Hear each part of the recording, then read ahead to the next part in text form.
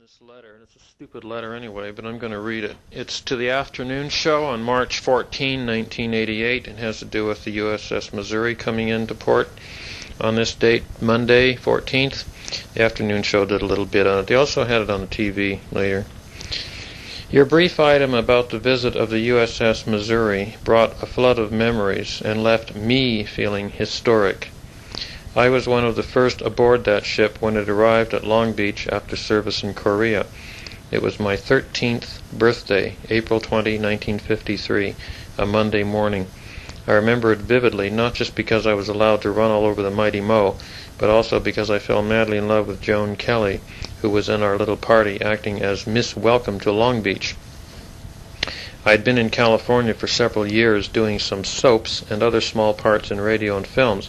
That's the only reason I was treated so royally and invited to be part of this event. I watched the Missouri from the glassed-in tower at the naval base from first sighting, when it was just a speck on the horizon, until it docked at about 9:20 a.m. Joan Kelly came up to the tower for a while, and we shared the telescope. That's when I went gaga. She was not only beautiful, she was very, very bright. That's what I admired most in women, of course.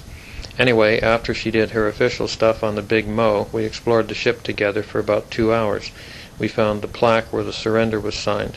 We carefully, awkwardly went down the hatch, moving slowly down a little ladder that the sailors seemed to run down without even using their hands, and we visited the radio room, the mess, and the rooms where the huge guns were aimed and fired all below deck.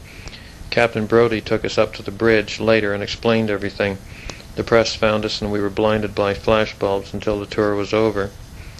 I kept in touch with Joan Kelly for 3 years, expecting her to wait, I guess, but she didn't, and I was crushed. Could I help it if she'd been born 5 years before I was? Not fair.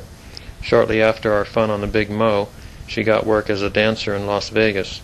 While she was still sending me postcards and sweet letters, she was secretly hanging out with a drummer who was much older, twice my age. I didn't think it would last, but they were married in 1956 and moved to Hollywood, where Joan started doing commercials and eventually got into films and a bit of TV. She got a part in Mike Todd's 80 Days Around the World. The last time I saw her was at the premiere of that film. I don't know whatever happened to her career, whether she stayed married to that crazy drummer. I've often wondered. He, by the way, was Sid Balkin. He played in the Billy Eckstine Orchestra.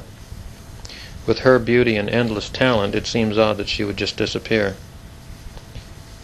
But the Big Mo is still around, suddenly appearing out of nowhere after all these years to haunt me with sweet sensations of youth.